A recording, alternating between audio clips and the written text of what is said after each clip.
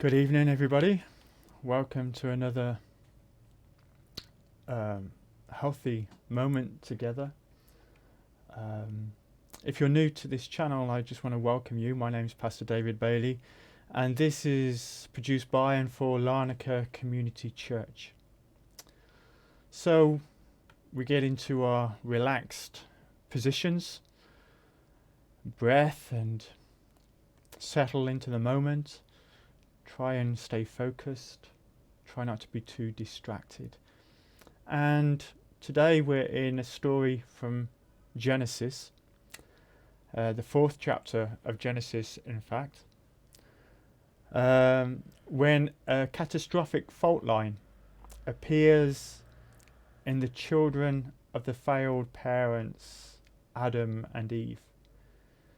Cain, the older son, was a farmer, and Abel, his brother, was a shepherd.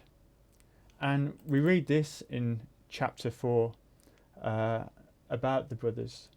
Cain brought an offering to God from the produce of his farm, and Abel was also brought an offering, but from the firstborn animals of his herd, choice cut meat. God liked Abel and his offering, but Cain and his offering didn't get his approval. God liked Abel and his offering. Immediately you can imagine the smile lift across Abel's face, and I wonder if his brother Cain was there to see it. Abel had succeeded. But what moments had these brothers already shared together? I mean, families are built and destroyed moment by moment. Moments of love, thankfulness, kind words, acceptance, approval, often mixed with moments of resentment, selfishness, harshness, rejection, and criticism. But Cain and his offering didn't get God's approval. Did Abel witness that? And what does it mean to have God's approval? We're not told explicitly, but we do know how it feels to be rejected or unappreciated, or to be left out, or even to fail. And so there are lots of details missing from this story. I mean, what was the brothers' relationship like with their parents? Was there favoritism? Which profession was preferred? Was it shepherding or farming? And how successful were the boys at their careers? And indeed, what was the family's interaction with God after all they'd been banished from the garden? And what shape was the relationship like between Adam and Eve post the garden? I really want to say two things this evening. That the details that the questions that I've just outlined, these details matter and they don't matter. In the former, the details matter because the ideal is for families to love and support one another in every moment. But in reality, we rarely ever get this. And our children become as broken as the parents. And families consisting of a mix of moments between love and selfish acts. So if this is the reality, should we rely on the actions of others to power our own behaviour and responses? Cain lost his temper and went into a sulk. Is that right? And who suffers the most anyway? Is it Abel, his brother? Is it God? Is it himself? And so we know that God didn't approve of this behaviour. He says so. Why this tantrum? Why the sulking? If you do well, won't you be accepted? God said to Cain. And if you don't do well, sin is lying in wait for you, ready to pounce. It's out to get you. You must master it. Where is the responsibility for Cain's behavior placed? Firmly at Cain's feet. If you do well, if you don't do well, you've got to master this, Cain. There's no room in God's response for victim mentality or entitlement or even time for Cain to put his side of the story. None of that matters. What matters is Cain's ability to do well in the situation that he now faces. To rise above the lower earthly story, to transcend it, and to live in the upper story of God's command. And the command is this: Cain, you've got to master this. Recently, I was about to leave home to lead a course on leadership. As I put on my jacket, the zip broke about halfway up and it would not budge, and for 2 minutes I wrestled with it, and then in a rage I lifted it over my head, threw it as hard as I could to the floor, and stormed out of the apartment, absolutely livid with the zip. And where was I going? To teach people how to lead. Cain lost control of himself and he murdered his brother. I lost control and made a fool of myself in front of my wife because of a zip in a jacket. Both responses really are about the inner life of the person. Yes, one may be superficial and one may be criminal, but the root, the cause, the feeling of the emotion is the inner life. And Cain's resentment of his brother led him to think, I will be better off without him. But he was not. And I thought that losing it with my jacket and throwing it to the floor would teach it a lesson. It did not. I went on to lead the course undermined, actually. But I've learned that these moments, I need to pay attention to them.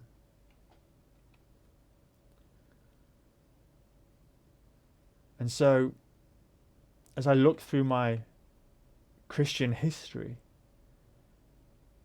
I have attended church since I was 14. I've heard countless sermons, sang thousands of worship songs, prayed a lot.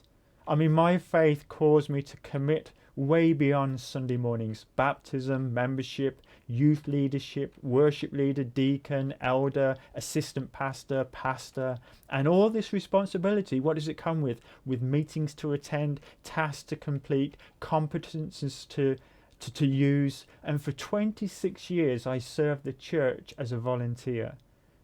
It's only in the last 10 that I've been employed. But I've learnt something.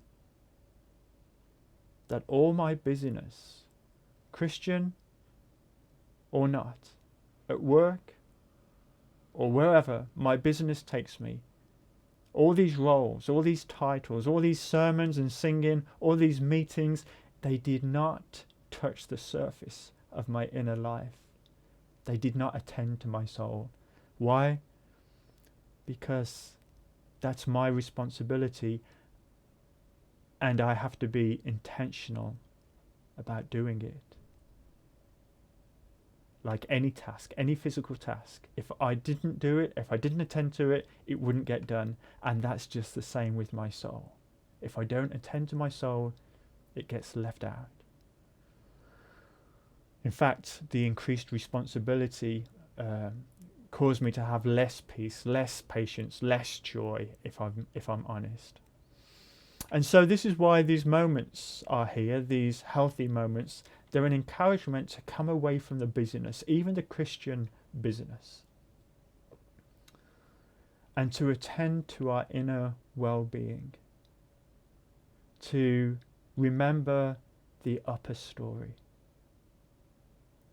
And this is not a task. You cannot see this as a task to be done, but it's a moment to stay and return and to remember that it's all about relationship, and it's about relationship with yourself and your relationship with God.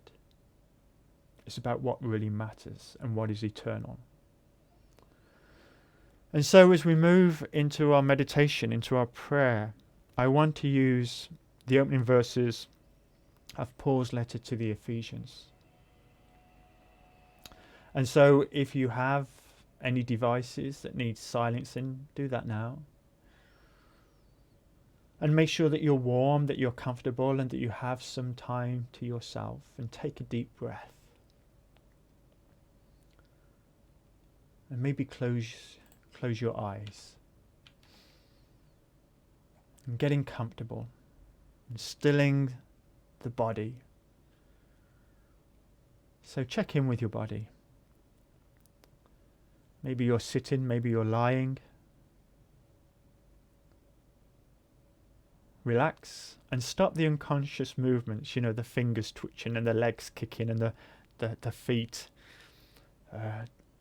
pacing a rhythm of some sort. Be aware of your body resting into the chair. And acknowledge your emotions also. Accept how you're feeling right now. But try to be in the here and now, not catastrophizing about the next moment that isn't here yet. And not in past conversations either, things that are playing through your mind. Maybe you have somebody to worry about, a conversation that you need to have, something that needs to be done or corrected or put right. Not now. You are here. We are here. God is here. So bring the mind here. Bring the emotions here. Return to this moment, and every time your mind wanders, and it will, every time you're off somewhere else, just bring it back and don't judge yourself and don't be disappointed. It's just a discipline that needs to be practiced. And that's why these moments happen at twice a week, right? It really needs to be every day that you are making this your intention. And if you like, close your eyes if it helps. The Message version puts it like this: how blessed is God. What a blessing He is. How blessed is God.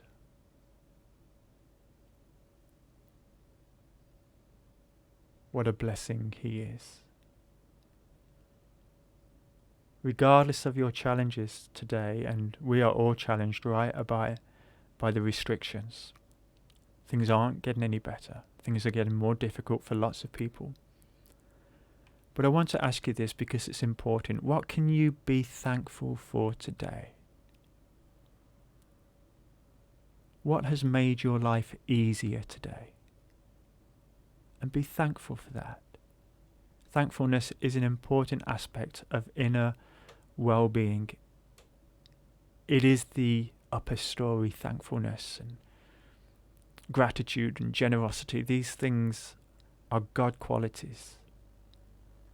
So maybe you can be thankful for your body because it's reasonably healthy. You can certainly be thankful for technology and computers because in this moment, in this season, it's how we're communicating most.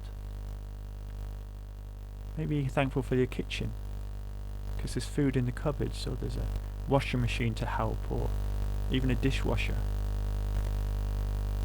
Thankful for the shop or the periptery down the road that you can easily access once a day, of course, but you can get there and you can buy something and enjoy the produce. Be thankful.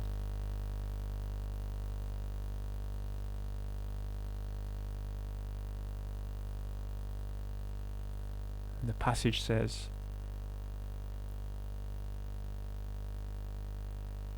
Father of our Master Jesus Christ and takes us to the high places of blessing in him. There's a more common rendering of that: spiritual blessings in the heavenly places. The English Standard Version has it. But I want to lift you to those higher places today. I want you to think about the upper story, because actually that's where God calls us to. But we must choose to act it out in this lower place. Like Cain, we are asked to master our tendency to derail and go off course. That's sin, right? Consider 1 or 2 moments today when you have derailed, maybe with words, maybe with heart attitude, maybe with your thought life, maybe in your emotions. You've just derailed. You've just been tempted to say something or do something or think something that just isn't helpful. Throw your coat on the floor. And so we set our intention now in this moment. This is what we do. We set our intention to do well next time. We don't beat ourselves up about what we haven't done today or yesterday. We set our intention to say, I want to do better at this. I want to live in the upper story that God is calling me to. So instead of overreaction, we remember who we are and who we belong to.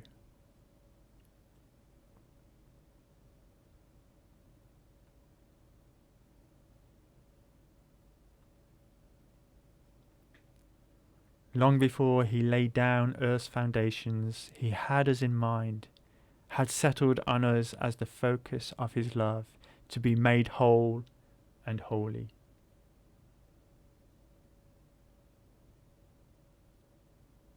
By his love. God is your perfect Father. You exist because of his loving intention toward you. Let this truth be set against lies of rejection or disapproval or lack of love. He had you in mind.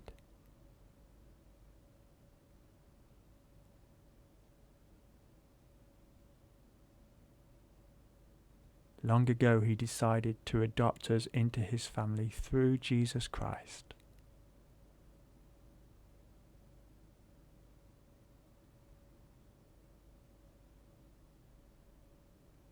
The eternal family of God, the permanent family, is where we return to in these moments. We lay aside busyness and productivity to take time to be the daughter, the son of God, and to remember that's where we belong.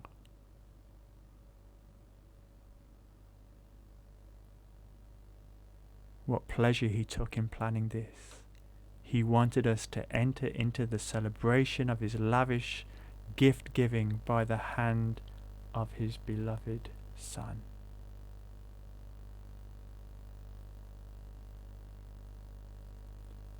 Can you celebrate your life today with all the hardships, with all the ups and downs, with all the disappointments and rejections and emotions that may be negative? Can you celebrate your life today?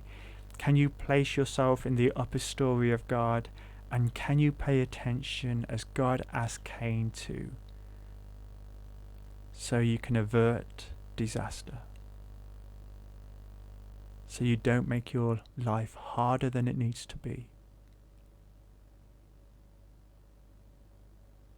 And you give yourself to the upper story.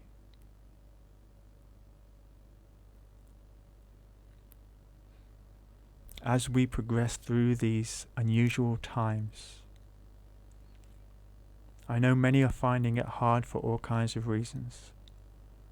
But I want to encourage you, particularly whilst we have the time, to daily make this your practice, to sit and to silence yourself and your thoughts as much as you can, and return to these moments. And we'll certainly be back here next Tuesday. In between time, we have the Sunday. both morning for the worship and evening for the prayer. You're very welcome. Until then, God bless you.